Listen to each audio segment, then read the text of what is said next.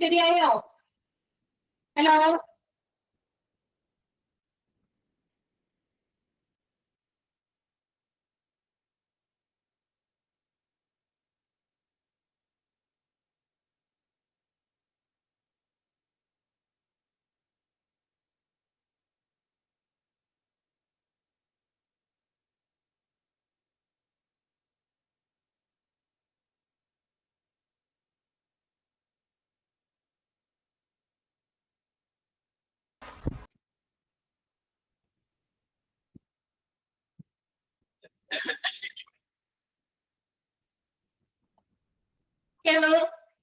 ശരിയായോ? ഏതായോ കൊണ്ട് നോക്കിയെടുത്ത് നമുക്ക് സ്റ്റാർട്ട് ചെയ്യാം. ഇല്ല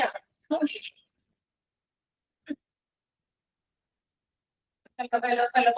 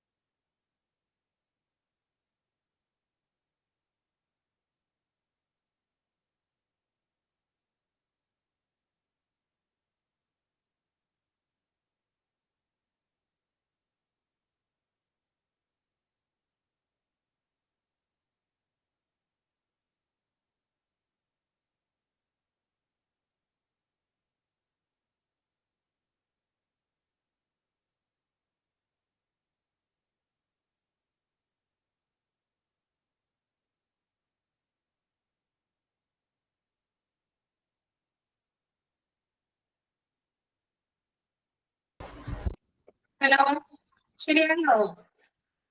സൗണ്ട് ശരിയായോ?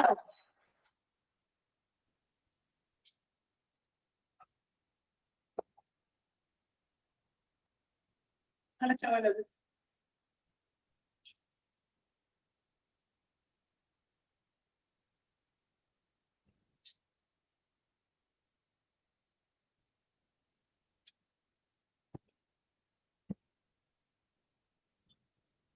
യെസ്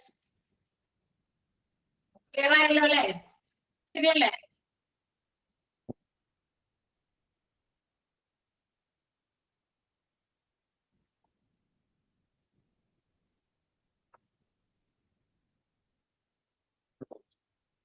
അപ്പൊ നമ്മള് ഇൻട്രൊഡക്ഷൻ എന്ന് പറയുന്നത് ചാപ്റ്റർ എടുത്തിരുന്നു. ഡെഫിനേഷനും അതുപോലെ തന്നെ എന്താ പറയാ നമ്മുടെ ഹോസ്പിറ്റൽസിന്റെ ആ ഒരു വേർഡിന്റെ ഇൻട്രൊഡക്ഷൻ ആണ്. അതുപോലെ ഹോസ്പിറ്റൽ എന്ന് പറയുന്നത് ക്ലാസ് കൊണ്ട് ചാപ്റ്റർ നമ്മൾ കൊടുത്തിരുന്നു. വായിച്ചു നോക്കിയോ നിങ്ങൾ? എത്ര പ്രാവശ്യം വായിച്ചു? കുറെ പ്രാവശ്യം വായിച്ചോ? വായിച്ചു നോക്കണം. വാർത്തച്ചൊക്കെ എല്ലാവർക്കും നോക്കണം.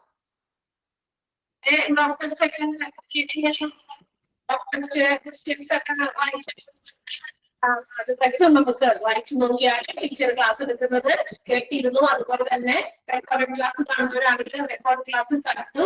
അതിനുശേഷം തന്നിരിക്കുന്ന നോട്ടും ഒന്നുകൂടി വായിച്ചിട്ട് 1-2 പ്രാവശ്യം വായിച്ചു നോക്കിയപ്പോ നമുക്കത് ക്ലിയർ ആകുന്നുണ്ട്. ഡോക്ടർ ചെയ്യാൻ പറ്റുന്നുള്ളത് ചോദ്യത്തിലേക്ക് വന്നോന്നാണ് ചോദ്യം. എന്റെ മാത്രം ക്ലാസ് അല്ല, മറ്റു ക്ലാസ്സിന്റെയും കാര്യമായിട്ട് ചോദിക്കുന്നത്. ഓക്കെ ആയോ? സൗണ്ട് വീണ്ടും ഡിസ്റ്റർബൻസ് ഉണ്ടോ? ഓക്കെ ആണ്, ശരി. Okay, so going to the next chapter. അപ്പൊ നമ്മൾ അടുത്ത ചാപ്റ്ററിലേക്ക് പോകാണ് കേട്ടോ. ഓക്കെ ആണ്, ഓക്കെ. അപ്പൊ നമ്മുടെ അടുത്ത ചാപ്റ്റർ ആണ് ഹിസ്റ്ററി ഓഫ് ഹോസ്പിറ്റൽസ്. ഫസ്റ്റ് ക്ലാസ്സിൽ കയറുന്ന ആളാണ്. അപ്പൊ ഫസ്റ്റ് ക്ലാസ്സിൽ കയറുന്നുള്ളൂ എന്ന് പറയാൻ പാടില്ല. ബിക്കോസ് നമുക്ക് ക്ലാസ്സുകൾ ലൈവ് സെക്ഷനിൽ കയറാൻ പറ്റിയില്ലായെങ്കിലും ഒബ്വിയസ്ലി നിങ്ങൾ ചെയ്യേണ്ട കാര്യം എന്താണെന്ന് വെച്ചിട്ടുണ്ടെങ്കിൽ ഇതിന്റെ എല്ലാം റെക്കോർഡഡ് ക്ലാസ്സുകൾ നെക്സ്റ്റ് ഡേ നിങ്ങളുടെ ഗൂഗിൾ ക്ലാസ് റൂമിൽ അപ്ലോഡ് ചെയ്യുന്നുണ്ട്. അപ്പോൾ തീർച്ചയായിട്ടും നിങ്ങൾ ആ ക്ലാസ്സിൽ അറ്റൻഡ് ചെയ്യുക.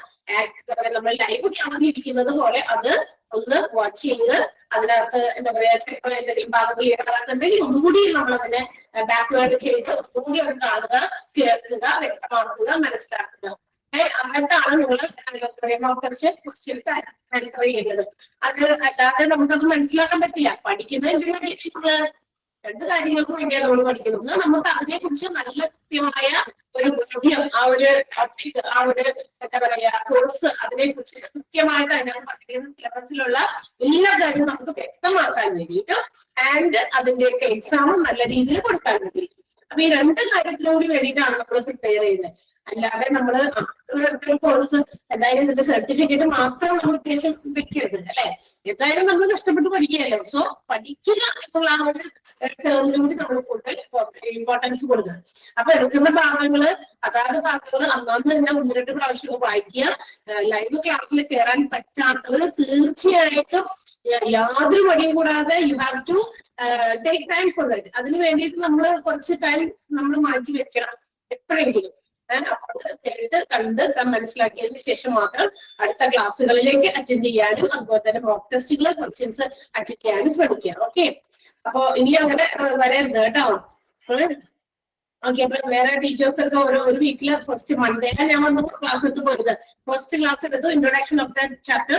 ആ ഇൻട്രൊഡക്ഷൻ ചാപ്റ്റർ മാത്രമാണ് എടുത്തിട്ട് ഞാൻ പോയത്. അതിനുശേഷം എന്റെ പിന്നാലെ ഓരോ ദിവസവും 2 ക്ലാസ്സുകൾ വീതം എടുക്കാനായിട്ട് ഓരോ ടീച്ചേഴ്സിനെ മാറി വന്നു. എനിക്ക് ആദ്യത്തെ ക്ലാസ്സേ ഉള്ളൂ, അത് മൺഡേ മാത്രമാണ്. എന്റെ മൺഡേ മാത്രമേ നിങ്ങൾ കാണുള്ളൂ കേട്ടോ. അപ്പൊ അതിനുശേഷം ഓരോ ടീച്ചേഴ്സ് എടുക്കുന്ന ടോപ്പിക്കുകൾ നമ്മൾ കൃത്യമായിട്ട് അത് വിടാതെ ഓരോ ഡേറ്റ് അനുസരിച്ച് തന്നെ ക്ലാസ്സുകൾ കണ്ടു തീർക്കാം. ഒരു ദിവസത്തില് 2 ക്ലാസ്സസ് ഉണ്ടായിരിക്കും. നമുക്കറിയാലോ 2 മണിക്കൂർ 2 ടീച്ചേഴ്സ് ആയിരിക്കും ക്ലാസ്സസ് എടുക്കുക. അത്രയും എമർജൻസി കേസസിൽ if any teacher is only teacher particularly എന്തെങ്കിലും ഒരു കാരണങ്ങൾ കൊണ്ട് ചിലപ്പോ മനുഷ്യന്റെ അവസ്ഥയാണല്ലോ, എന്തെങ്കിലും പെട്ടെന്ന് എമർജൻസി ആയിട്ട് ഒരാൾ ലീവ് വന്നു കഴിഞ്ഞാൽ ചിലപ്പോ ആ എടുക്കുന്ന ആദ്യത്തെ ടീച്ചർ തന്നെ ചിലപ്പോ ഒരു അരമണിക്കൂറിൽ കണ്ടിന്യൂ ചെയ്ത് 130 hours മാത്രം ക്ലാസ് എടുക്കും. അപ്പൊ അല്ല എങ്കിൽ എല്ലാ ദിവസവും 2 മണിക്കൂർ ക്ലാസ് ആണ്. ഓക്കെ, അത് നിങ്ങൾ മനസ്സിലാക്കണം. അപ്പൊ അത് 2 ക്ലാസ്സിൽ 2 പേരായിരിക്കും എടുക്കുക എന്നുള്ളത് അവരുടെ ക്ലാസ്സുകൾ നമ്മൾ കണ്ട് തീർത്തിട്ടുണ്ട് എന്നുകൂടി നിങ്ങൾ എൻഷുർ ചെയ്യുക. Okay, yes, history of hospitals ആണ്. അപ്പൊ നമ്മൾ ഇനി ഹോസ്പിറ്റലിന്റെ ഹിസ്റ്ററിയിലേക്കാണ്, ചരിത്രത്തിലേക്കാണ് പോകുന്നത്.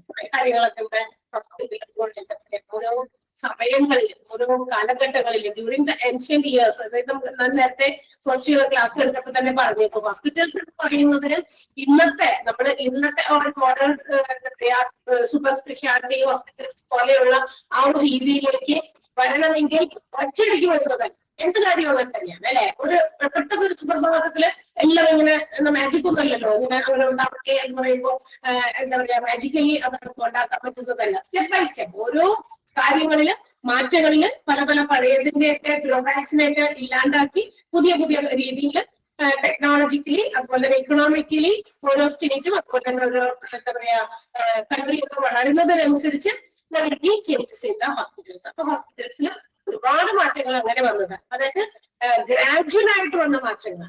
So during the ancient times, അതായത് പഴയ പല പുരാതന കാലഘട്ടം മുതലേ തന്നെ ഹോസ്പിറ്റൽസിന്റെ ഇതുപോലെ സമാനമായ രീതിയിലുള്ള സർവീസസ് പ്രൊവൈഡ് ചെയ്യുന്ന സ്ഥലങ്ങൾ ഉണ്ടായിട്ടുണ്ട്. കഴിഞ്ഞ ക്ലാസ്സിൽ ഞാൻ പറഞ്ഞിരുന്നു. അന്ന് എന്താ പറയാ, അന്നത്തെ കാലത്ത് ഇന്നത്തെ രീതിയിലുള്ള ഹോസ്പിറ്റൽസ് ആയിരുന്നില്ല. ഇന്ന് നമുക്കറിയാം, നമുക്ക് അസുഖങ്ങൾ വരുമ്പോഴാണ് പോയിട്ടില്ല ഹോസ്പിറ്റൽ. എന്തെങ്കിലും type of disease or some injury ഉണ്ടാകുമ്പോഴാണ് നമ്മൾ എന്ത് ചെയ്യുക ഹോസ്പിറ്റൽസിൽ പോകുക. പക്ഷെ അന്ന് അങ്ങനെയല്ല. ഒരുപാട് ആളുകൾക്ക് ഒരു അഭയ കേന്ദ്രം അല്ലെ, ഒരു അങ്ങനത്തെ ഒരു സ്ഥലം, അതായത് mentally spiritually and also physically ഇതുപോലെയുള്ള ഹീലിംഗ് കൊടുക്കുന്ന ഒരു സ്ഥലം അല്ലെ, സോൾ മൈൻഡ് ഇതിനൊക്കെ ഒരു ആശ്വാസം കൊടുക്കുന്ന ഒരു എന്റർടൈനിങ് കൊടുക്കുന്ന ഒരു ഇടം ആയിട്ടൊക്കെയാണ് അന്നത്തെ കാലത്തൊക്കെ പറയുന്ന അതിൽ നിന്ന് ഉത്ഭവിച്ച അതാണ് അതിന്റെ ഒരു സോഴ്സ്, ബേസിക് ആയിട്ടുള്ള സോഴ്സ് പറയുന്നത്. അതിനുശേഷം പിന്നീട് കുറെ കുറച്ച് കഴിഞ്ഞ് കഴിഞ്ഞപ്പോ എന്താ പറയാ മാറ്റങ്ങൾ, ഒരുപാട് എന്താ പറയാ മാറ്റങ്ങൾ, ചേഞ്ചസ് ഈ പറയുന്ന രീതിയിൽ ഉണ്ടായി. 2 years അല്ലെ, മാറ്റങ്ങൾ ഓരോ വർഷങ്ങൾ കൊണ്ടുണ്ടായതാണ്. At the early era, that means during BC 500 AD എന്നുള്ള ഹോസ്പിറ്റൽസിന്റെ ഒരു ചരിത്രമാണ് നമുക്ക് പറയാനുള്ളത്. എന്താന്ന് നോക്കാം. എന്താ പറയാ, medical treatment always it was recognised as A religious service. പണ്ടത്തെ കാലത്തൊക്കെ അങ്ങനെ വിശ്വസിച്ചിരുന്നത് ഒരു മതപരമായിട്ടുള്ള ഒരു സേവനമാണ്. അതുപോലെ തന്നെ എന്താ പറയാ, ഒരു എന്താ പറയാ ചില മതപരമായിട്ടുള്ള സേവനമോ അല്ലെങ്കിൽ ചടങ്ങുകളോ ഒക്കെ ആയിരുന്നു ഈ പറയുന്ന BC നൂറ്റാണ്ടുകളിലൊക്കെ ഈ ഹോസ്പിറ്റൽസിൽ അല്ലെങ്കിൽ മെഡിക്കൽ ട്രീറ്റ്മെന്റ് എന്നുള്ളതാണ് ചിന്തിച്ചിരുന്നത്. ഇത് മതപരമായിട്ടുള്ള ചില ചടങ്ങുകളോ അല്ലെങ്കിൽ മതപരമായിട്ടുള്ള സേവനങ്ങളോ നൽകുന്ന ഒരു കാര്യമായിരുന്നു മെഡിക്കൽ ട്രീറ്റ്മെന്റ് എന്ന് പറഞ്ഞിരുന്നത്. ആൻഡ് ഓൾസോ പ്രീസ്റ്റ്, അന്നത്തെ കാലഘട്ടങ്ങളിലൊക്കെ ഈ സന്യാസിമാര്, പുരോഹിതന്മാര്, ഫിസിഷ്യൻസ്, അവരായിരുന്നു ഈ പറയുന്ന ആതുര ശുശ്രൂഷ നൽകിയിരുന്ന ഡോക്ടേഴ്സ് എന്ന പേരില് കെയറിങ് മനുഷ്യന്മാരെയൊക്കെ കെയർ ചെയ്യാനും ട്രീറ്റ് ചെയ്യാനും ഒക്കെ. അത് എങ്ങനെയുള്ള കെയറിങ് കൊടുക്കുന്നത്? സ്പിരിച്വൽ കെയറിങ്, മൈൻഡ് കെയറിങ്, അതുപോലെ തന്നെ അവരുടെ ബോഡി, ഇതിനെല്ലാം തന്നെ ഉള്ള ഒരു കെയറിങ് കൊടുക്കുന്ന ഒരു ഇടം. അതിനു വേണ്ടിയിട്ട് പ്രീസ്റ്റുകൾ ഫിസിഷ്യൻസ് ആയി മാറുന്നു. ആൻഡ് ആ രീതിയിലുള്ള എന്താ പറയാ വരുന്നുണ്ടാ? ഞാൻ സൗണ്ട് മ്യൂട്ട് ചെയ്തിട്ടില്ലേ? നോക്കട്ടെ ഒരു മിനിറ്റ്. സൗണ്ട് ഞാൻ നേരത്തെ മ്യൂട്ട് ചെയ്തിരുന്നു. മിനിറ്റ്.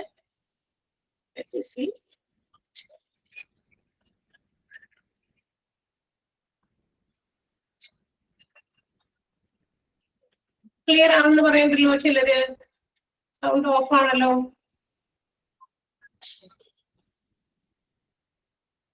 ആർക്കൊക്കെയാണ് സൗണ്ട് ക്ലിയർ അല്ലാത്തത്? ഒരാൾക്കാണോ അല്ലെങ്കിൽ അധികം പേർക്കാണോ തന്നെയാണ്? ഓക്കെ ആണെന്നാണല്ലോ കൂടുതൽ പേര് പറയുന്നത്. സൗണ്ട് ക്ലിയർ അല്ലാത്ത ആരെങ്കിലും ഉണ്ടോ? ക്ലിയർ ആണെന്ന് കുറച്ച് പേര് പറയുന്നു, ക്ലിയർ അല്ലാന്ന് കുറച്ച് പേര് പറയുന്നു. വോളിയം ലോയാണ്. ഞാൻ എത്ര സൗണ്ട് ഇട്ടോ?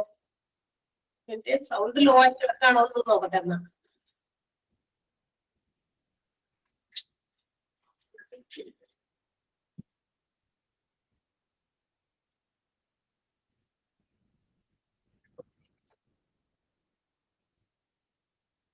ക്ലിയർ അല്ല.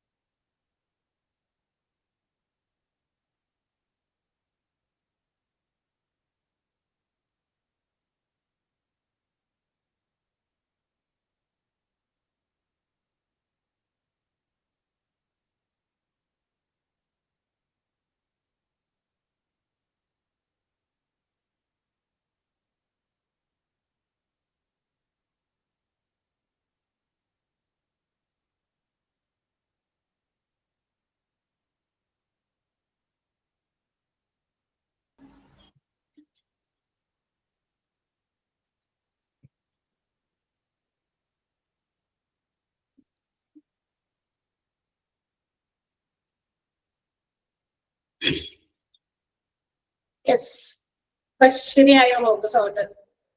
ഇപ്പൊ ക്ലിയർ ആയിട്ടുണ്ടാകും. ബിക്കോസ് നമ്മൾ ഇത് എങ്ങോട്ട് മാറി നമ്മളോട് കളി. ഓക്കെ, ക്ലാസ് റൂം എന്ന് ഉപയോഗിച്ചു. യെസ്, അപ്പൊ നമ്മളുടെ എന്താ പറയാ പ്രീസ്റ്റ്സ് ആയിരുന്നു അന്നത്തെ കാലത്തൊക്കെ ഈ പറയുന്ന സ്പിരിച്വൽ അല്ലെങ്കിൽ മൈൻഡിന്റെ ബോഡിയുടെ ഒക്കെ ഒരു ഹീലിംഗിന് വേണ്ടി, ഒരു കെയറിങ്ങിന് വേണ്ടി മനുഷ്യന്മാർക്ക് എന്താ പറയാ അതുപോലെയുള്ള സേവനങ്ങൾ, അത്തരം സർവീസസ് പ്രൊവൈഡ് ചെയ്യുന്ന ഒരു സ്ഥലം അല്ലെങ്കിൽ അങ്ങനെയുള്ള ഒരു മെഡിക്കൽ ട്രീറ്റ്മെന്റ്, അങ്ങനെയൊക്കെയാണ് ഹോസ്പിറ്റൽസിന് ആദ്യം ഭയങ്കര പുരാതനമായിട്ടുള്ള കാലഘട്ടങ്ങളിൽ ആ ഒരു കാര്യങ്ങളൊക്കെയാണ് ചെയ്തുകൊണ്ടിരുന്നത്. മാത്രമല്ല അന്നത്തെ കാലത്തെ ഈ ഒരു റൂളിംഗ് ക്ലാസ് ആയിരുന്നു ഇവരൊക്കെ, നമ്മുടെ ഡോക്ടേഴ്സ് അതുപോലെ തന്നെ പ്രീസ്റ്റ്സ് ഒക്കെ, അവർക്കൊക്കെ ഇച്ചിരി അധികാരങ്ങളുള്ള കാര്യങ്ങളാണ്. അപ്പൊ അതുകൊണ്ട് തന്നെ ആ അധികാരം ഉപയോഗിച്ച് ഹീൽഡ്, അതായത് നമ്മളുടെ ആളുകൾക്ക് പല രീതിയിലുള്ള സൗഖ്യങ്ങൾ, അത് ബോഡി അതുപോലെ തന്നെ മൈൻഡ് അതുപോലെ തന്നെ സ്പിരിറ്റ്, അത് അങ്ങനെയുള്ള ഹീലിങ്സ് കൊടുക്കുന്ന സ്ഥലം. അതിന് വേണ്ടിയിട്ട് അവർ യൂസ്ഡ് ഹോസ്പിറ്റൽസ്, ഓൾസോ ടെമ്പിൾസ്. അതിന് വേണ്ടിയിട്ട് അത്തരം കാര്യങ്ങളൊക്കെ ചെയ്യാൻ ഒരു മീറ്റിംഗ് പ്ലേസ് ഡേ കണ്ടക്റ്റഡ്. അതിന് വേണ്ടിയിട്ട് സംഘടിപ്പിച്ച ചില സ്ഥലങ്ങൾ, ചിലപ്പോൾ അവരുടെ ആരാധനാലയങ്ങളിൽ തന്നെ ആയിരിക്കാം, അതുപോലെ തന്നെ അല്ലെങ്കിൽ ഒരു ഹോസ്പിറ്റൽസിൻ്റെതായ ഇന്നത്തെ പോലത്തെ വിചാരിക്കരുത്, പണ്ടത്തെ രീതിയിലുള്ള ഈ പച്ചമരുന്നുകൾ ഇടിച്ചു ചേർത്തതും അതുപോലെയൊക്കെ അങ്ങനത്തെ കാര്യങ്ങളൊക്കെ ചെയ്തിരുന്ന ഒരു രീതിയിലായിരുന്നു ആ ഒരു ഏൻഷ്യന്റ് ടൈംസിലുള്ള അല്ലെങ്കിൽ ആ ഒരു early means during BC 500 AD ആ കാലഘട്ടത്തിലൊക്കെ ഉള്ള ഒരു ഹോസ്പിറ്റലിന്റെ ഒരു ഇവല്യൂഷന്റെ ഒരു തുടക്കം എന്ന് പറയുന്നത് ഇതായിരുന്നു. ഇത് ബാക്ക്ഗ്രൗണ്ട് എന്ന് പറഞ്ഞാൽ നമുക്ക് അതായിരിക്കും കുറച്ചും കൂടി എളുപ്പം അല്ലെ. ഒരു ഹോസ്പിറ്റലിന്റെ ഒരു ബാക്ക്ഗ്രൗണ്ട് അല്ലെങ്കിൽ അതിന്റെ ഒരു സോഴ്സ് എന്ന് പറയുന്നത് ഇതൊക്കെ തന്നെയായിരുന്നു. ക്ലിയർ ആയോ? ആ ഒരു പാരഗ്രാഫ് മനസ്സിലായോ? ആർക്കെങ്കിലും മനസ്സിലാകുന്നുണ്ടോ? ആ പാരഗ്രാഫ് അങ്ങനെ തന്നെ അണ്ടർലൈൻ ചെയ്തേക്കണം. It's very important. ഓക്കെ, അതിൽ നിന്ന് ചോദ്യങ്ങളൊക്കെ ചോദിക്കാറുണ്ട്. ഇനി കുറച്ച് അതുപോലെ ഫോം ചെയ്ത ഏൻഷ്യന്റ് ടൈമില് ഫോം ചെയ്ത ചില ഹോസ്പിറ്റൽസിന്റെ പേരുകളാണ് നമ്മൾ പറയാൻ പോകുന്നത്. First one is Mesopotamian hospital. Okay, Mesopotamian hospital ആണ്. ഇവിടെ എന്താ പറയാ ഒരു 4000 years ago എന്ന് പറയുന്നത്, എത്ര 1-2 വർഷമൊന്നുമല്ല, 14,000 വർഷങ്ങൾക്ക് മുമ്പ് എന്താ പറയാ south west Asia, which is now known as Mesopotamia. ഇന്നത്തെ കാലത്ത് അത് എന്താ പറയാ സൗത്ത് ഏഷ്യ, അതായത് മെസോപ്പൊട്ടോമിയ എന്ന് പറയുന്ന സ്ഥലത്ത് ആണ് ആദ്യമായിട്ട് ഈ മെഡിസിൻ എന്ന് പറയുന്ന ഒരു സാധനം, അതായത് മെസോപ്പൊട്ടോമിയൻ ഹോസ്പിറ്റൽസിലാണ് 4000 വർഷങ്ങൾക്ക് മുൻപ് എന്താ പറയാ ഒറിജിനേറ്റ് ചെയ്തത് അല്ലെങ്കിൽ അപ്പിയർ ചെയ്തത്. അതിന് വേണ്ടിയിട്ട് ഹമ്മറാബീസ് കോഡ് എന്ന് പറയുന്ന, അതായത് 1728 to 1686 BC ആണല്ലോ. BC പറഞ്ഞത് കൊണ്ടാണ് അയ്യറിന്റെ ആ ഒരു സ്ട്രക്ചർ അങ്ങനെ വന്നിരിക്കുന്നത്. അന്നത്തെ കാലത്ത് എന്താ പറയാ ഡോക്ടേഴ്സ് എന്തോ ഒരു കോഡാണ് അവര് ഉപയോഗിച്ചിരുന്നത്. ചില നിയമ സംഹിതകളൊക്കെ ഉണ്ടായിരുന്നു ഈ ഹമ്മറാബീസ് കോഡിനകത്ത്. അതായത് ഹമ്മറാബീസ് എന്ന് പറയുന്നത് 6th king of ബാബിലോൺ, ബാബിലോണിന്റെ 6ാമത്തെ രാജാവായിരുന്നു. അപ്പൊ ആ കാലഘട്ടങ്ങളിൽ ഏറ്റവും എന്താ പറയാ കൂടുതൽ മെഡിസിൻസ് ഒക്കെ ഉണ്ടാക്കുന്നതും അല്ലെങ്കിൽ ആ ഒരു ഡോക്ടേഴ്സിൻ്റെതായിട്ടുള്ള ഒരു പ്രാക്ടീസിലേക്ക് ആ ഒരു കാര്യങ്ങൾ കൊണ്ടുവന്നു. കുറെ നിയമ സംഹിതകളൊക്കെ ഉണ്ടാക്കി അവര് എന്താ പറയാ പ്രിസ്ക്രിപ്ഷൻസ് ഒക്കെ, അതായത് മരുന്നൊക്കെ ഇങ്ങനെ പ്രിസ്ക്രൈബ് ചെയ്യുന്ന രീതിയിലേക്കൊക്കെ വന്നത് ഈ ഒരു കാലഘട്ടത്തിലാണ്. മെസോപ്പൊട്ടോമിയൻ ഹോസ്പിറ്റൽസ് ആണ് അത് ആദ്യമായിട്ട് കൊണ്ടുവന്നത് എന്നാണ് പറയാം. അപ്പൊ അതിന്റെ ഒരു ഒറിജിനേഷൻ വന്നത് അവിടെ നിന്നാണ്. ഇന്ന് നമ്മുടെ സൗത്ത് വെസ്റ്റ് ഏഷ്യ ആണ്, which is known as Mesopotamia. ആ ഒരു എന്താ പറയാ മെസോപ്പൊട്ടോമിയൻ കാലഘട്ടത്തില് ആ ഒരു ഹോസ്പിറ്റൽസ് അങ്ങനെ കൊണ്ടുവന്നത് എന്താ പറയാ കുറെ നിയമങ്ങളുടെ അടിസ്ഥാനത്തിൽ. ആ നിയമത്തിനെയാണ് പറയുന്നത് കേട്ടോ ഹമ്മറാബീസ് കോഡ് എന്നാണ് വിളിക്കുക. That means who was the 6th king of Babylon. ബാബിലോണിന്റെ 6ാമത്തെ രാജാവായിരുന്ന ഹമ്മറാബീസ് കുറെ നിയമങ്ങളൊക്കെ എന്താ പറയാ മരുന്നുകൾ ഉണ്ടാക്കുന്നതോ അല്ലെങ്കിൽ മരുന്നിനെ പ്രിസ്ക്രൈബ് ചെയ്യുന്ന രീതിയിലേക്കോ കുറെ കാര്യങ്ങളൊക്കെ എന്ത് ചെയ്തു, ഇങ്ങനെ എഴുതി തയ്യാറാക്കി റെക്കോർഡൊക്കെ ചെയ്തു വെച്ചു. അപ്പൊ ആ ഒരു രീതിയിലാണ് മെഡിസിൻസ് ഒക്കെ കൊണ്ടുവരുന്നത് അല്ലെങ്കിൽ മെഡിസിൻസിന്റേതായ ഒരു ആവിർഭാവത്തിലേക്ക് നയിക്കുന്ന രീതിയിലേക്ക് ഹോസ്പിറ്റൽസ് വന്നത്. Okay, first recorded prescription came from Zumar ആണ് കേട്ടോ. ആ സ്പെല്ലിങ്ങില് നിങ്ങൾക്ക് വ്യത്യാസം ഉണ്ടോന്ന് നോക്കിയേക്കണം. SUMM ഇല്ല, 2 M ഇല്ല, 1 M ഉള്ളൂ. സുമർ, അത് കറക്റ്റ് ചെയ്യണം കേട്ടോ. ബാബിലോണില് ആദ്യമായിട്ട്, അതായത് പണ്ടത്തെ പുരാതന ബാബിലോണില് ആദ്യത്തെ പ്രിസ്ക്രിപ്ഷൻ റെക്കോർഡ് ചെയ്തത് സുമറിൽ നിന്നാണ്. സുമർ. ഓക്കെ, സുമർ എന്നുള്ളത് ആളുടെ പേരാണ്. S ക്യാപിറ്റൽ ലെറ്റർ എഴുതണം. SUMER എന്നേ ഉള്ളൂ, 1 M ഉള്ളൂ. ക്ലിയർ ആയോ? അതാണ് മെസോപ്പൊട്ടോമിയൻ ഹോസ്പിറ്റൽസിനെ കുറിച്ച് ഒന്ന് രണ്ട് സെന്റൻസ് അവിടെ പറഞ്ഞിരിക്കുന്നു. ഹോസ്പിറ്റൽസ് പണ്ട് മുതലുണ്ട്, പക്ഷെ ഇന്നത്തെ രീതിയിലല്ലായിരുന്നു എന്ന് മാത്രം. അതിൽ ഒരു എക്സാമ്പിൾ ആണ് മെസോപ്പൊട്ടോമിയൻ ഹോസ്പിറ്റൽസിനെ കുറിച്ച് ഇവിടെ പറഞ്ഞിരിക്കുന്നത്. ഓക്കെ, ക്ലിയർ ആയോ? മനസ്സിലായോ? ഓക്കെ, നെക്സ്റ്റ് അടുത്തത് എന്താ? ഗ്രീക്ക് ഹോസ്പിറ്റൽസ് ആണ്. ഈ ഹോസ്പിറ്റൽസിന്റെ ഒക്കെ പേരുകളും അതിനകത്തുള്ള കാര്യങ്ങളൊക്കെ ഒന്ന് ഇമ്പോർട്ടന്റ് ആണ് കേട്ടോ. ഈ മെസോപ്പൊട്ടോമിയൻ ഹോസ്പിറ്റൽസിൽ നിങ്ങൾ സെക്കൻഡ് അതുപോലെ തന്നെ തേർഡ് സെന്റൻസ് ഒന്ന് അണ്ടർലൈൻ ചെയ്യുക. ഹമ്മറാബിസ് code 1728 to 1686 BC was the rule for the practice of doctors. ഡോക്ടേഴ്സിന്റേതായ കുറെ നിയമങ്ങൾ കൊണ്ടുവന്നിട്ടുണ്ട് എന്നാണ് ഹമ്മറാബിസ് കോഡിനകത്ത് ഉൾപ്പെടുന്നത്. അങ്ങനത്തെ കുറെ നിയമങ്ങളാണ് ഡോക്ടേഴ്സിന് വേണ്ടിയിട്ടുള്ളത്. അതുപോലെ തന്നെ അതിനകത്ത് ആദ്യത്തെ പ്രിസ്ക്രിപ്ഷൻ വന്നത് സുമറിൽ നിന്നാണ്. ഏൻഷ്യന്റ് ബാബിലോണിലെ സുമർ എന്ന് പറയുന്ന ആളിൽ നിന്നാണ് ഫസ്റ്റ് പ്രിസ്ക്രിപ്ഷൻ റെക്കോർഡ് ചെയ്തത് എന്നാണ്. അത് രണ്ടും ഒന്ന് അണ്ടർലൈൻ ചെയ്തേക്കാം. നെക്സ്റ്റ് ഗ്രീക്ക് ഹോസ്പിറ്റൽസ് ആണ്. ഇനി എന്താണ് ഗ്രീക്ക് ഹോസ്പിറ്റൽസിനെ കുറിച്ചും ഇതുപോലെ തന്നെ കുറച്ച് കാര്യങ്ങൾ പറഞ്ഞിട്ടുണ്ട്. It was based on the religious rituals. അതായത് മതപരമായിട്ടുള്ള ചില റിച്വൽസ്, കുറെ രീതികളുണ്ടല്ലോ, ആചാരങ്ങളും മറ്റു കാര്യങ്ങളൊക്കെ. അതായത് ചില രോഗങ്ങളെയൊക്കെ നമുക്ക് ഇന്ന രീതിയിൽ ചില ആചാരങ്ങളിലൂടെ മാറ്റാം എന്നൊക്കെയുള്ള രീതിയായിരുന്നു. അതാണ് ഗ്രീക്ക് ഹോസ്പിറ്റൽസിന്റെ ഒരു ട്രീറ്റ്മെന്റുമായിട്ട് ബന്ധപ്പെട്ടിട്ടുള്ള കാര്യങ്ങൾ പറയുന്നത്.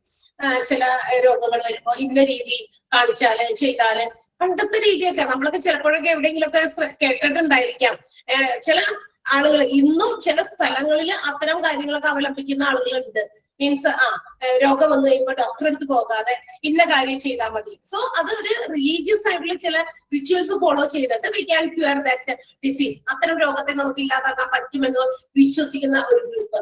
മനസ്സിലായോ? പക്ഷെ അതൊക്കെ പണ്ടത്തെ കാലത്ത് നിന്ന് വന്നേക്കുന്നതാണ്. ഇന്നതൊക്കെ ഒരുപാട് എന്താ പറയാ രാജ്യങ്ങളിൽ നിന്നൊക്കെ തന്നെ ഇല്ലാണ്ടായി തീർന്നു. പക്ഷെ എങ്കിലും ചില സമയത്ത് ചില സ്ഥലങ്ങളിൽ നമ്മൾ എവിടെയെങ്കിലുമൊക്കെ ചില വീഡിയോസ് ഒക്കെ ഇതൊക്കെ പുരാതന കാലത്ത് ആളുകൾ ഉപയോഗിച്ചിരുന്ന രീതി, രോഗം മാറ്റാനൊക്കെ ഉപയോഗിക്കുന്നു. എന്നിട്ട് എന്താ പറയാ ആളെ രക്ഷപ്പെടുത്താൻ പറ്റാത്തതൊക്കെ നമ്മൾ കേട്ടിട്ടും കണ്ടിട്ടൊക്കെ ഉണ്ടായിരിക്കാം. അന്നത്തെ കാലഘട്ടത്തിലും നമ്മളില്ലല്ലോ. പക്ഷെ നമ്മുടെ ചരിത്രങ്ങളിൽ നിന്നാണ് ഇതെല്ലാം നമുക്ക് മനസ്സിലാക്കാൻ സാധിക്കുക. ഓക്കെ, അതന്നെ വസൂരി മീൻസ് ചിക്കൻ ബോക്സ് അല്ലെ. അപ്പൊ അതിനൊക്കെ ചില ഓരോ ആചാരങ്ങൾ ഉണ്ടായിരുന്നു. എന്താ പറയാ നമ്മള് പണ്ടൊക്കെ വല്ല എന്താ പറയാ ഈ റിലീജിയസ് ആയിട്ടുള്ള ചില ഇതൊക്കെ ഉണ്ടല്ലോ, നമ്മുടെ മതപരമായിട്ടുള്ള ചില ഷോസ് ഒക്കെ നമ്മുടെ ടിവികളിലൊക്കെ വരും. അങ്ങനെയൊക്കെയാണ് നമ്മൾ കണ്ടേക്കണേ അല്ലെ. അല്ലാതെ നമുക്ക് അതിനെ കുറിച്ച് ചില പുസ്തകങ്ങളിൽ വായിക്കാനും പറ്റും. അങ്ങനെയൊക്കെ കാര്യങ്ങൾ മനസ്സിലാക്കിയത് ബൈബിളിന്റേതായ ആസ്പദമാക്കിയിട്ടുള്ള ഒരുപാട് കാര്യങ്ങൾ വരുന്നുണ്ട്. മഹാഭാരതം രാമായണം ഒക്കെ കണ്ടിട്ടുള്ളവർക്കൊക്കെ മനസ്സിലാകും അല്ലെ. അന്നത്തെ കാലഘട്ടങ്ങളില് ഇതുപോലുള്ള ചില അസുഖങ്ങളൊക്കെ വന്നു കഴിഞ്ഞ് ഇങ്ങനെ പായലൊക്കെ കെട്ടിപ്പൊതിഞ്ഞ് അല്ലെ ആ ഭാഗത്തോട്ട് ആരും പോകാതിരിക്കുന്നതും അത്രേ എന്ന് വെച്ചാ ഇന്നത്തെ കാലത്ത് പക്ഷെ ആളുകൾക്ക് അതിനെ കുറിച്ചൊന്നും പേടിയൊന്നുമില്ല, അവരെ സൂക്ഷിക്കാനും കെയർ ചെയ്യാനും ഒക്കെ. അപ്പൊ അതാണ് റിച്വൽസ് ആണ് കൂടുതൽ ഉപയോഗിച്ചത്. Hippocrates 460 to 370 BC, the father of medicine, മെഡിസിന്റെ ഫാദർ എന്ന് അറിയപ്പെടുന്ന ഹിപ്പോക്രേറ്റ്സ്, he used the logical non-religious approach to medicine. അതിനുശേഷം എന്താ പറയാ ഇതുപോലെയുള്ള മതപരമായിട്ടുള്ള ഒരു സമീപനമായിരുന്നില്ല ആദ്യമായിട്ട് ഇങ്ങനെ മെഡിസിനിലേക്ക് ഈ എന്താ പറയാ മതപരമായ സമീപനങ്ങള് മാറ്റി, അല്ലെങ്കിൽ എന്താ പറയാ ഇത് ശരിയല്ല വേറെ രീതിയിലേക്ക് കൊണ്ടുപോകണം എന്നൊക്കെ ആ ഒരു ചിന്തയിലേക്ക് കൊണ്ടുവന്നത് ഹിപ്പോക്രേറ്റ്സ് ആണ്. He's known as the father of medicine. മെഡിസിന്റെ ഉപജ്ഞാതാവ്, ഫാദർ എന്ന് അറിയപ്പെടുന്ന ഹിപ്പോക്രേറ്റ്സ് ആണ് ഈ നോൺ റിലീജിയസ് ആയിട്ടുള്ള ഒരു അപ്രോച്ച് മെഡിസിനിലേക്ക് കൊണ്ടുവന്നത്. അതിനു മുമ്പൊക്കെ ആളുകള് ഒരുപാട് പേര് ഒരുപാട് രാജ്യങ്ങളും ഒരുപാട് സ്ഥലങ്ങളിലും ഈ റിലീജിയസ് ആയിട്ടുള്ള റിച്വൽസ് ഫോളോ ചെയ്തുകൊണ്ട് ആളുകൾക്ക് രോഗം വരുമ്പോൾ ആ രീതിയിൽ ചില ആചാരങ്ങളുടെ അടിസ്ഥാനത്തിൽ രോഗികളെ എന്താ പറയാ സമീപിച്ചിരുന്നു. അവർക്ക് വേണ്ട എന്താ പറയാ മരുന്നൊന്നും കൊടുക്കാതെ വേറെ രീതിയിലുള്ള ആചാരങ്ങൾ കൊണ്ട് അവർക്കത് ഭേദമാക്കാൻ പറ്റും, ആ രോഗത്തെ ഇല്ലാതാക്കാൻ എന്തെങ്കിലും കാര്യങ്ങൾ ചെയ്താൽ മതി എന്നുള്ള രീതിയിലൊക്കെ നടന്നിരുന്നു. പക്ഷെ അതിനൊക്കെ ശേഷം കുറെ കഴിഞ്ഞപ്പോ ഈ നോൺ റിലീജിയസ് ആയിട്ടുള്ള ഒരു അപ്രോച്ച് ഹിപ്പോക്രേറ്റ്സ് പോലെയുള്ള കുറെ ആളുകളുടെ എന്താ പറയാ സംഭാവനകളാണ്. That means introduction of a new idea to medicine. മെഡിസിനിലേക്ക് പുതിയ പുതിയ ഐഡിയാസ് ഇദ്ദേഹത്തെ പോലെയുള്ളവർ കൊണ്ടുവന്നപ്പോഴാണ് മാറ്റങ്ങൾ വന്നത്. ക്ലിയർ ആയോ? ഗ്രീക്ക് ഹോസ്പിറ്റൽസ് മനസ്സിലായോ? ഗ്രീക്ക് ഹോസ്പിറ്റൽസിലെയും ആ രണ്ട് സെന്റൻസ് അണ്ടർലൈൻ ചെയ്യാം. First sentence, it was treatment was based on magical religious rituals. Magic മന്ത്രവും അതുപോലെ തന്നെ മതപരമായിട്ടുള്ള ആചാരങ്ങളുടെയും അടിസ്ഥാനത്തിലായിരുന്നു ഗ്രീക്ക് ഹോസ്പിറ്റൽസിൽ ട്രീറ്റ്മെന്റുകൾ കൊടുത്തിരുന്നത്. എന്നാൽ father of medicine that is hypocrites പോലെയുള്ള ആളുകൾ വന്നു കഴിഞ്ഞു കഴിഞ്ഞപ്പോ എന്താ പറയാ കുറച്ച് ലോജിക്കലായിട്ട് ചിന്തിച്ചു, നോൺ റിലീജിയസ് ആയിട്ടുള്ള അപ്രോച്ച് മെഡിസിനിലേക്ക് കൊണ്ടുവന്നു. നെക്സ്റ്റ് വൺ അണ്ടർലൈൻ ചെയ്ത് കഴിഞ്ഞോ? ഗവൺമെന്റ് ഹോസ്പിറ്റൽസ് ആണ്. കുറച്ച് സമയം നമ്മുടെ പാഴായി പോയി, സൗണ്ട് ക്ലിയർ അല്ല, അതുകൊണ്ട് ഞാൻ അടുത്തതിലേക്ക് പോവുകയാണ്. Government hospitals. നിങ്ങൾക്ക് ഒരു മോക്ക് ടെസ്റ്റിനോ 5 ക്വസ്റ്റ്യൻ എടുക്കാനുള്ളതെങ്കിലും എനിക്ക് പറഞ്ഞു തരട്ടെ, എനിക്ക് മോക്ക് ടെസ്റ്റ് ഇടാൻ വേണ്ടി. ഓക്കെ വേണ്ടേ? യെസ്. അപ്പൊ അടുത്തത് റോമൻ ഹോസ്പിറ്റൽസ് ആണ്. എന്താണ് ഈ റോമൻ ഹോസ്പിറ്റൽസ് എന്ന് പറഞ്ഞാൽ? അതായത് first century BC, the Roman was the first to make institutional care for the sick and injured. അതിനുശേഷം പിന്നെയും മാറ്റങ്ങൾ വന്നു. അപ്പൊ ഹിപ്പോക്രൈറ്റ്സ് പോലെയുള്ള ആളുകൾ കുറച്ചും കൂടി ഒന്ന് തുടങ്ങി വെച്ചു. എന്ന് വെച്ചാൽ ഈ പറഞ്ഞ മതപരമായിട്ടുള്ള രീതിയിൽ എന്തെങ്കിലും അസുഖം വരുമ്പോൾ പ്രാർത്ഥനയിലൂടെ മാത്രം നമുക്ക് ആ രോഗത്തെ മാറ്റാൻ പറ്റും, അല്ലെങ്കിൽ അത്തരം ചില ആചാരങ്ങൾ നമുക്ക് പറയും ചില അനാചാരങ്ങളിലേക്ക് കൂടി പോകുന്ന രീതിയിൽ, അല്ലെ? ചിലപ്പോ എന്തെങ്കിലുമൊക്കെ മെന്റലി ഡിസ്റ്റർബ്ഡ് ആയിട്ടുള്ള ആളുകളെയൊക്കെ എന്താ പറയാ പല രീതിയിലും അവരെ എന്താ പറയാ ദേഹമൊക്കെ ശരീരമൊക്കെ വേദനിപ്പിച്ചുകൊണ്ട് ആ രോഗം ഭേദമാക്കുന്ന കാര്യങ്ങളൊക്കെ നമ്മൾ ചിലപ്പോഴൊക്കെ വായിച്ചു കേട്ടോ, അല്ലെങ്കിൽ പല വീഡിയോസിലും നേരത്തെയുള്ളതൊക്കെ കണ്ടോ കേട്ടൊക്കെ നമുക്ക് മനസ്സിലായിട്ടുണ്ടാകും. അപ്പൊ അതുപോലെയുള്ള കാര്യങ്ങളൊക്കെ മാറ്റി ഈ ഒരു മോഡേൺ സ്റ്റൈല്, ഒരു എന്താ പറയാ ഒരു മറ്റൊരു രീതിയിലേക്ക്, മറ്റൊരു അപ്രോച്ച് ടു മെഡിസിനിലേക്ക് ഹിപ്പോക്രൈറ്റ്സ് പോലെയുള്ളവർ കൊണ്ടുവന്നപ്പോ there become many changes. അതിനുശേഷം പിന്നീട് ഒരുപാട് മാറ്റങ്ങളൊക്കെ വന്നു. ഫസ്റ്റ് സെഞ്ചുറിയൊക്കെ ആയപ്പോഴേക്കും ഇൻസ്റ്റിറ്റ്യൂഷണൽ കെയർ എന്ന് വെച്ചാൽ രോഗങ്ങളൊക്കെ വരുന്നവരെ എവിടെയെങ്കിലും കൊണ്ടുവന്ന് ഒരു സ്ഥാപനത്തിൽ ഒരു സ്ഥലത്ത് ഇരുത്തി അല്ലെങ്കിൽ കിടത്തിയൊക്കെ ചികിത്സിക്കുന്നു. അപ്പൊ രോഗങ്ങൾ വരുന്നവരെയും ഏതെങ്കിലും തരത്തിലുള്ള മുറിവുകളോ അല്ലെങ്കിൽ അങ്ങനെയൊക്കെ ഉള്ളവരെയൊക്കെ ഒരു സ്ഥാപനം പോലെ സ്ഥലത്ത് കൊണ്ടുവന്ന് വെച്ചിട്ട് എല്ലാവരെയും നോക്കുക, ശുശ്രൂഷിക്കുക. അങ്ങനെ ഒരു ഐഡിയയിലേക്ക് ഫസ്റ്റ് സെഞ്ചുറി BC ആയപ്പോഴേക്കുമാണ് കൊണ്ടുവന്നത്. ഇനി മാത്രമല്ല മിലിറ്ററി ആൻഡ് സ്ലേവ് ഹോസ്പിറ്റൽസും അന്നത്തെ കാലത്ത് റോമൻ ഹോസ്പിറ്റൽസിന്റെ ഇടയിൽ നിലനിന്നിരുന്നു. മിലിറ്ററി ഹോസ്പിറ്റൽസ് എന്ന് വെച്ചാൽ മിലിറ്ററി സ്ഥലങ്ങളിലൊക്കെ ആളുകൾക്ക് ഇതുപോലെയുള്ള കെയർ കൊടുക്കാനും ഇൻജേർഡ് ആകുന്നവർക്ക് കെയർ കൊടുക്കാനും ഒക്കെ വേണ്ടിയിട്ട്, അതുപോലെ തന്നെ സ്ലേവ് ഹോസ്പിറ്റൽസ് അടിമകൾക്ക് വേണ്ടിയിട്ടുള്ളത്, അങ്ങനെയുള്ള ഹോസ്പിറ്റൽസും ഒക്കെ അന്നത്തെ കാലത്ത് നിലനിന്നിരുന്നു എന്നാ പറയുന്നത്. റോമൻ ഇതിലാണ് റോമൻ ഹോസ്പിറ്റൽസിൽ വന്നിരിക്കുന്ന കാര്യങ്ങളാണ് നമ്മൾ പറഞ്ഞത്. ക്ലിയർ ആയോ? ഫസ്റ്റ് നമുക്ക് ഇവിടെ തന്നിരിക്കുന്ന നോട്ടിനകത്തുള്ളത് മാത്രമേ നിങ്ങളൊന്ന് ജസ്റ്റ് ഒന്ന് ആ ഹോസ്പിറ്റൽസിന്റെ ഒക്കെ ഉറവിടമൊക്കെ ഒന്ന് മനസ്സിലാക്കാനും പണ്ടത്തെ ഏൻഷ്യന്റ് ഹോസ്പിറ്റൽസ് ഏത് രീതിയിലായിരുന്നു എന്നും ഒക്കെ അറിയാൻ വേണ്ടിയിട്ട് തന്നിരിക്കുന്ന കാര്യങ്ങളാണ്. Just for information. മനസ്സിലായോ മൂന്നാമത്തെ Roman hospitals? Yes. Next Arabic hospitals ആണ്. അറബിക് ഹോസ്പിറ്റൽസ് എന്താണ് പ്രത്യേകത? റോമൻ മിലിറ്ററി ഹോസ്പിറ്റൽസും പിന്നെ അതുപോലെ തന്നെ ഫ്യൂ ക്രിസ്ത്യൻ ഹോസ്പിറ്റൽസും ഒക്കെ എന്താ പറയാ അന്നത്തെ കാലത്ത് ഒരുപാട് ഒരു കുറെ എണ്ണമൊക്കെ ഉണ്ടായിരുന്നു. അവിടെ ഇവിടെയൊക്കെ ആയിട്ട് ഇങ്ങനെ റോമൻ ഹോസ്പിറ്റൽസ് ഉടലെടുത്തു. പിന്നെ ക്രിസ്ത്യൻ ഹോസ്പിറ്റൽസ് ഉണ്ടായിരുന്നു. പിന്നെ മാത്രമല്ല അറബിക് ഹോസ്പിറ്റൽസും അതിനേക്കാളൊക്കെ ഉപരി കുറച്ചും കൂടി ഉയർന്ന രീതിയിൽ അറബിക് ഹോസ്പിറ്റൽസും പിന്നീട് ഉടലെടുത്തു എന്നാ പറയുന്നത്. എല്ലാ മതവിഭാഗക്കാരുടേതായ രീതിയിലും നമ്മൾ പറഞ്ഞല്ലോ, ആദ്യമായിട്ട് പറഞ്ഞത് ഇതാണ്. ഹോസ്പിറ്റൽസ് എന്ന് പറയുന്നത് പണ്ടത്തെ കാലത്ത് ഇതുപോലെയുള്ള ആളുകൾക്ക് ചില എന്റർടൈൻമെന്റും അതുപോലെ തന്നെ അവർക്ക് എന്താ പറയാ ഒരു മൈൻഡ് റിലാക്സേഷനും ബോഡി റിലാക്സേഷനും ഒക്കെ വേണ്ടിയിട്ടുള്ള ഒരു പ്ലേസ് ആയിട്ട് കൺസിഡർ ചെയ്തു. അതിനുശേഷം എന്താ പറയാ മെഡിസിൻ എന്ന് പറയുന്ന പ്രിസ്ക്രിപ്ഷൻ രീതിയിലുള്ള മെഡിസിനിലേക്ക് വന്നു കഴിഞ്ഞപ്പോ കുറച്ചുകൂടി കെയർ ഫോർ സിക്ക് ആൻഡ് ഇൻജേർഡ് രോഗികൾക്ക്, മുറിവേറ്റവർക്കൊക്കെ ഉള്ള ഒരു തുണ അല്ലെങ്കിൽ അവർക്ക് കെയർ കൊടുക്കുക എന്നുള്ളതിലേക്ക് വന്നു. അങ്ങനെ വന്നപ്പോ ഇഷ്ടംപോലെ അവിടെ ഇവിടെയൊക്കെ ആയിട്ട് കുറെ ഹോസ്പിറ്റൽസ് ഒക്കെ വന്നു ഉയർന്നു പൊങ്ങി. അതിലൊന്നാണ് ക്രിസ്ത്യൻ ഹോസ്പിറ്റൽസ് ഉണ്ട്, അറബിക് ഹോസ്പിറ്റൽസ് ഉണ്ട്, മിലിറ്ററി ഹോസ്പിറ്റൽസ് ഉണ്ട്. അപ്പോ എന്താ പറയാ എണ്ണത്തില് ഒന്നും മാച്ച് ചെയ്യാൻ പറ്റാത്ത രീതിയിൽ ഒരുപാട് ഹോസ്പിറ്റൽസ് പിന്നീട് ഉയർന്നു വന്നു എന്നാണ് പറയുന്നത്, അറബിക് ഹോസ്പിറ്റൽസ് ഉൾപ്പെടെ. ക്ലിയർ ആയോ? മനസ്സിലായോ?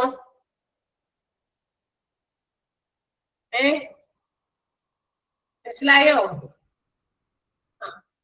ഓക്കെ. അവിടെ പ്രത്യേകിച്ച് ഒന്നും അണ്ടർലൈൻ ചെയ്യാനില്ല കേട്ടോ. റോമൻ ഹോസ്പിറ്റൽ അറബിക് ഹോസ്പിറ്റൽസിനകത്ത്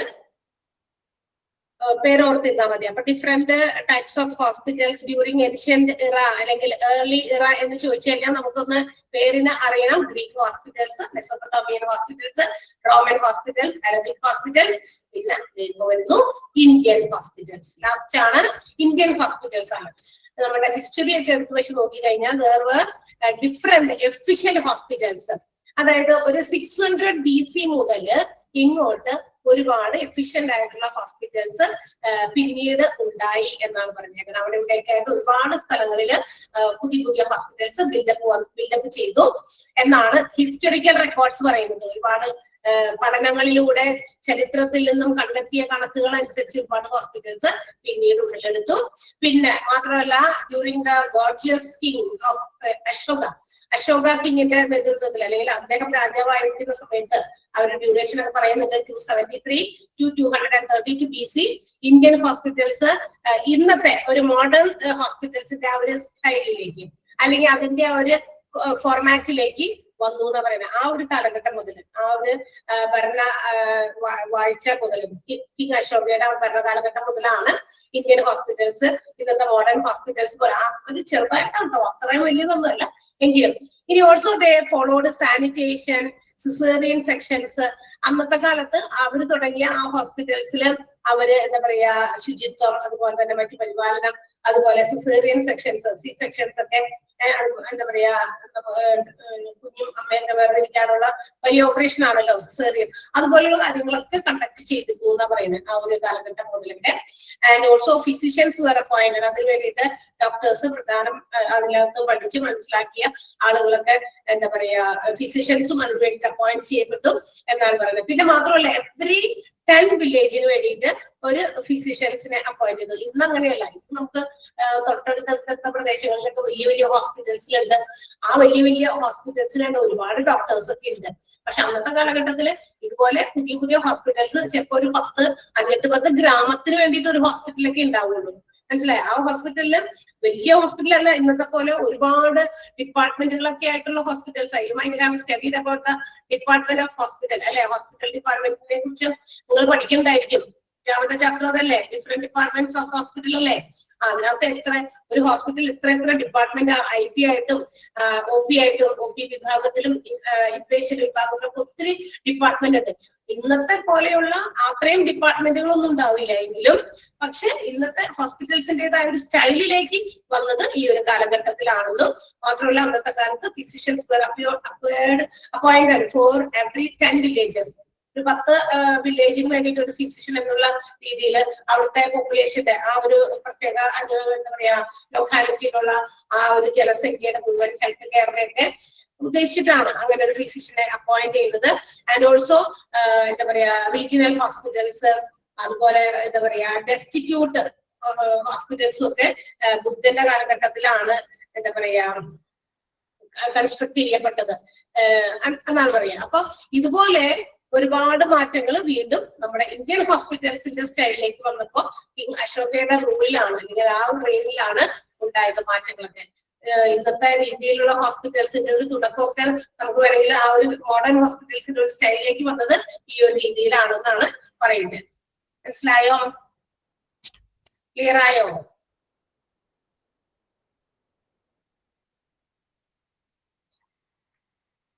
ആ ഒരു ഇന്ത്യൻ ഹോസ്പിറ്റൽസിനെ കുറിച്ച് മനസ്സിലായോ?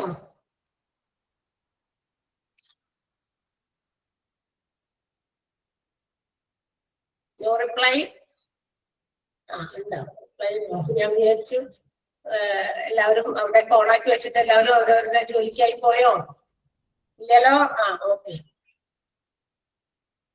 അപ്പോ അതിനൊക്കെ വേണ്ടിയിട്ട് ഒരുപാട് റീജിയണൽ ഹോസ്പിറ്റൽസ്, അതുപോലെ തന്നെ എന്താ പറയാ ഈ ബുദ്ധനൊക്കെ ഇല്ലേ, ഈ എന്താ പറയാ ഈ ആരുമില്ലാത്തവർക്കൊക്കെ വേണ്ടിയിട്ടുള്ള ചില ഇടങ്ങളൊക്കെ അതും ഹോസ്പിറ്റൽസ് പോലെ കൺസിഡർ ചെയ്തിട്ട് തന്നെ ബിൽഡ് ചെയ്തതാണ്.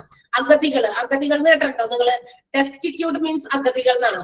അഗതികൾ എന്ന് പറഞ്ഞാൽ ആശ്രയമില്ലാത്തവരെന്നല്ലേ, അതിന്റെ അർത്ഥം അതല്ലേ, മലയാള വേർഡ് അഗതികൾ എന്നാണ്. ഡെസ്റ്റിറ്റ്യൂട്ട് എന്ന് പറഞ്ഞാൽ അഗതികളാണ്. അപ്പൊ അഗതികൾക്കൊക്കെ വേണ്ടിയിട്ട് അതുപോലെ തന്നെ റിലീജിയസ് ആയിട്ടുള്ള ഹോസ്പിറ്റൽസും ഒക്കെ ബിൽഡപ്പ് ചെയ്തത് ഈ ഒരു 600 BC മുതലാണ്. ക്ലിയർ ആയോ? ഡെസ്റ്റിറ്റ്യൂട്ടിന്റെ അർത്ഥം അറിയാത്തവരുണ്ടെങ്കിൽ അവിടെ എഴുതി വെച്ചേക്ക അഗതികൾ, ആശ്രയമില്ലാത്തവർ. ഓക്കെ. അപ്പൊ ഇന്ത്യൻ ഹോസ്പിറ്റൽസിൽ നമുക്ക് അണ്ടർലൈൻ ചെയ്യേണ്ടത് ഇവിടെ തുടങ്ങിയാണ്. During the gorgeous reign of King Ashoka, Indian hospitals started to look like modern hospitals. അവിടെ തുടങ്ങി അണ്ടർലൈൻ ചെയ്യണേ. They followed. ഇനി അന്നത്തെ hospitals followed the principle of sanitation and cesarean sections.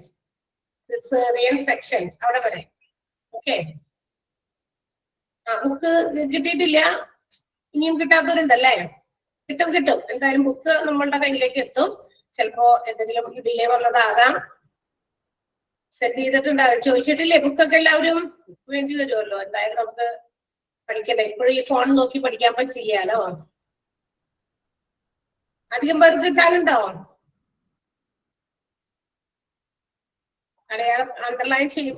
ആർക്കും കിട്ടിയില്ല എന്നാണോ? അല്ലല്ലോ, കുറെ പേർക്ക് കിട്ടിയില്ലേ? കിട്ടിയവരുണ്ടോ? ഉണ്ടല്ലോ എന്ന് ഞാൻ ചോദിച്ചപ്പോ കമ്പിട്ടല്ലോ. ഓക്കെ, കിട്ടിയവരുണ്ട്.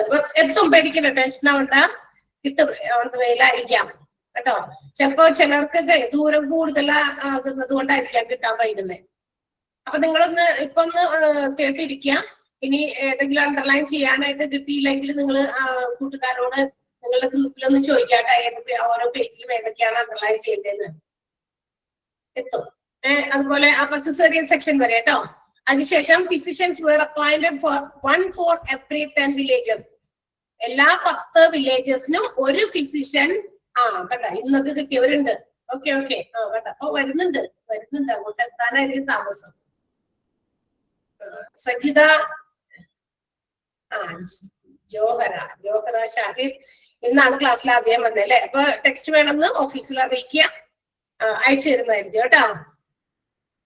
നിങ്ങൾ വിളിക്കുന്നവരോ നിങ്ങൾ കോണ്ടാക്ട് ചെയ്യുന്നവരുണ്ടല്ലോ നമ്മുടെ PROs, അവരോട് പറഞ്ഞാൽ മതി, അല്ലെങ്കിൽ ഓഫീസിൽ അറിയിച്ചാൽ മതി. They will send it. ആ സെന്റൻസ് അണ്ടർലൈൻ ചെയ്യണേ. For every 10 villages to serve the health care needs of the populations and the regional hospitals for the infirm and the destitute were built by Buddha.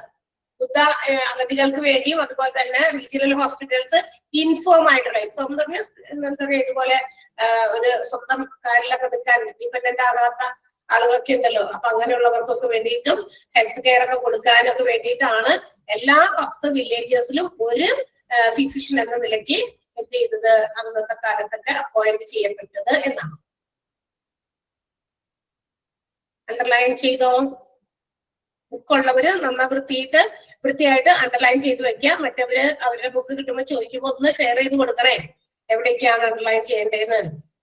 ഒന്ന് photo എടുത്ത് ആ ഗ്രൂപ്പിൽ നിങ്ങളുടേതായ ഗ്രൂപ്പിൽ ഇട്ട് കൊടുത്താലും മതി. സോ അവരത് അണ്ടർലൈൻ ചെയ്തെടുത്തോളൂ ഓരോ പേജ്. ക്ലിയർ ആയോ പറഞ്ഞത്? പറഞ്ഞിരുന്ന നമുക്ക് ചിലപ്പോൾ സമയം കിട്ടിയെന്ന് വരില്ല.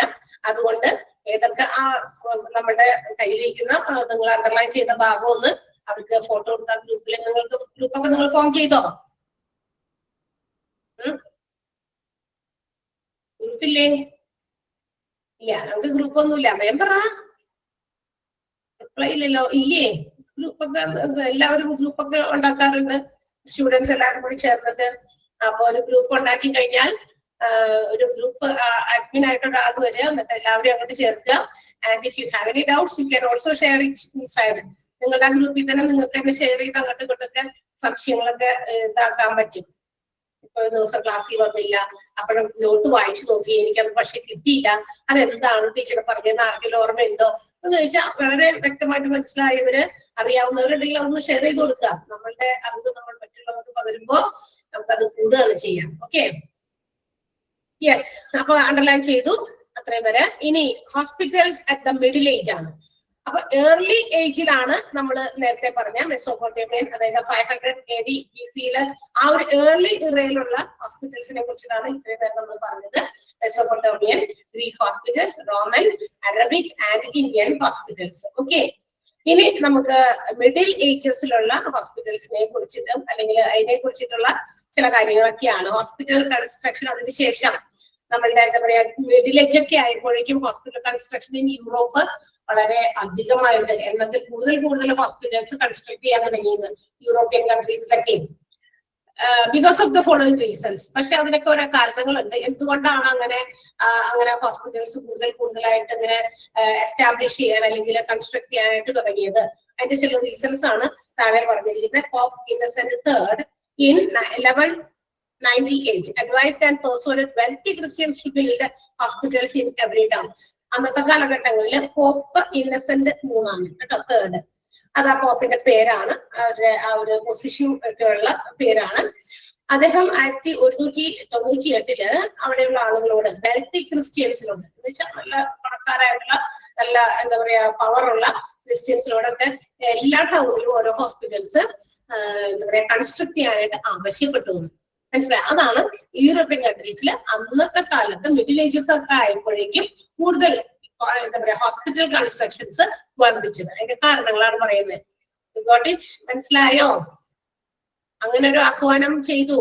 കൂടുതൽ ഹോസ്പിറ്റൽസ് എല്ലാ ടൗണിലും ഓരോ ഹോസ്പിറ്റൽസ് വേണമെന്ന് പോപ്പ് ഇന്നസെന്റ് III അഡ്വൈസ് ചെയ്തു എല്ലാ വെൽത്തി ക്രിസ്ത്യൻസിനോടും.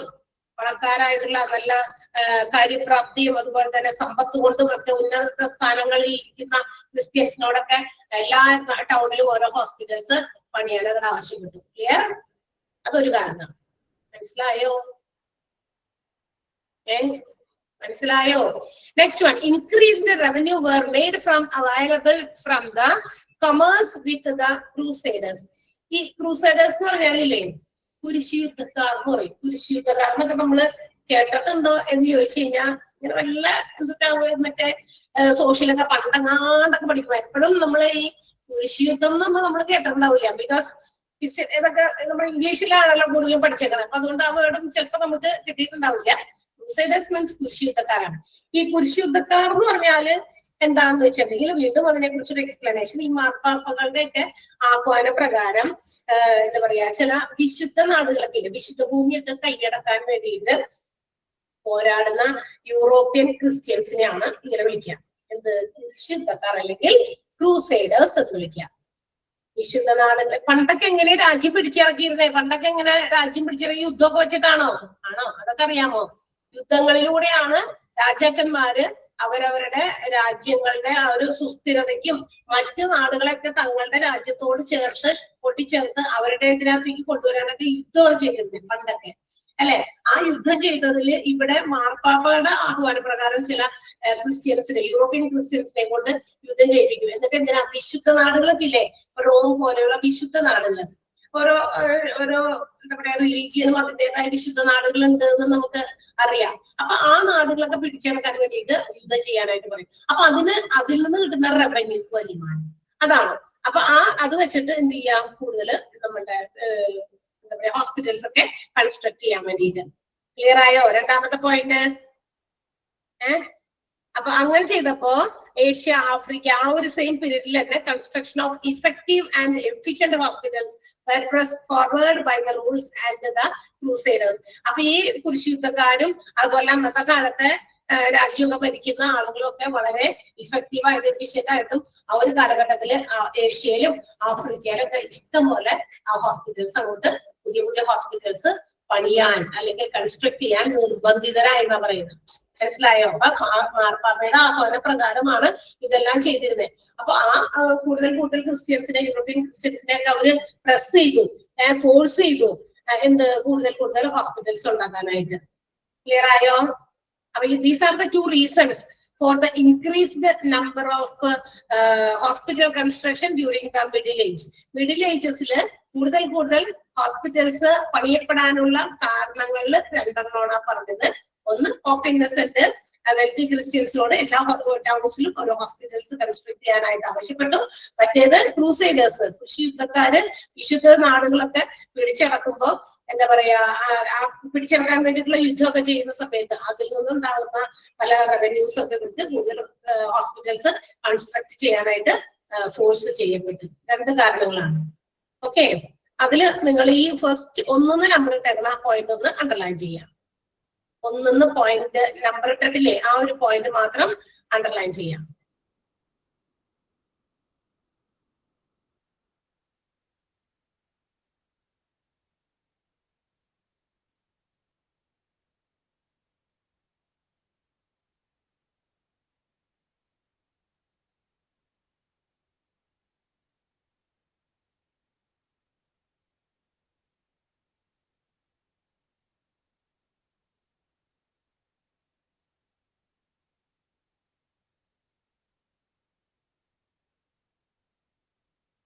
പറ്റിയോ?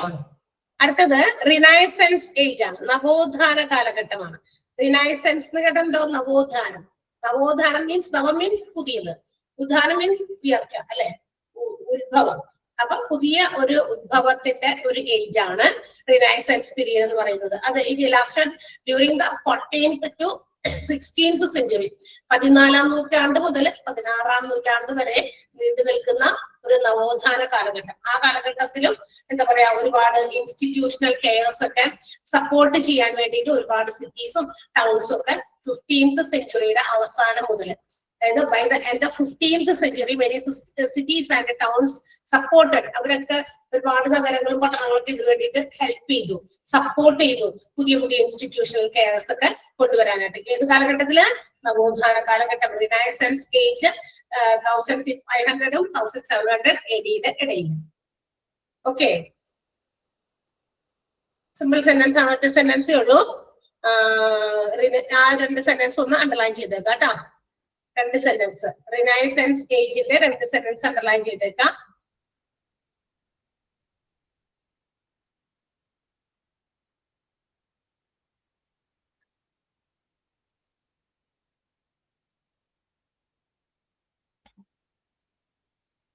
Okay,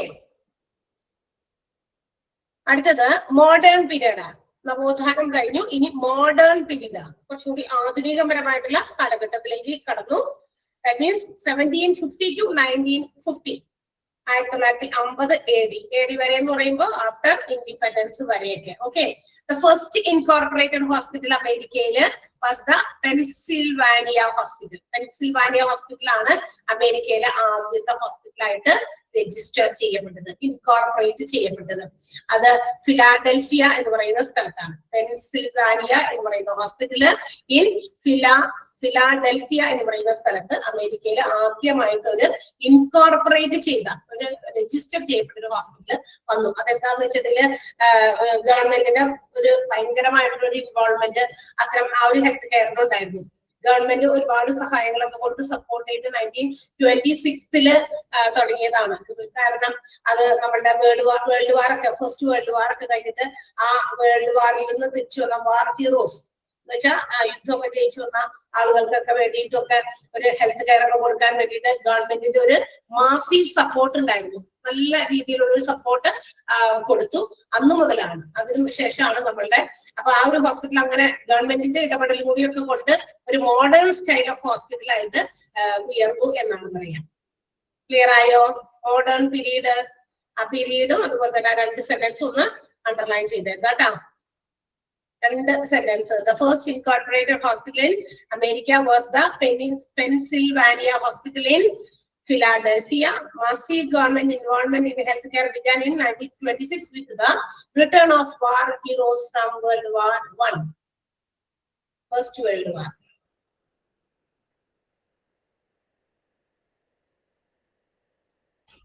Clear ayo?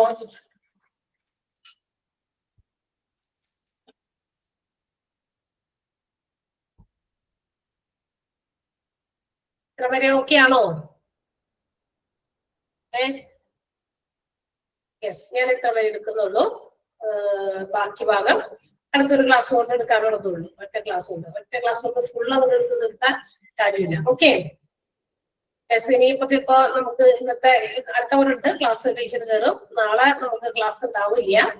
പിന്നെ 2 ദിവസത്തേക്കില്ല. ഐ തിങ്ക് നിങ്ങൾക്ക് ഇൻഫോർമേഷൻ വരും. കാരണം നമ്മുടെ ക്രിസ്മസിനോട് അടുത്ത ദിവസങ്ങളിലൊക്കെ എല്ലാവരും പല കാര്യങ്ങളും ചെയ്യുന്നതില് ബിസി ആയിരിക്കാം. അതുപോലെ തന്നെ എന്താ പറയാ ഒരുപാട് കാര്യങ്ങളൊക്കെ ഓരോരുത്തർക്ക് ചെയ്യാനുണ്ടാവുമല്ലോ.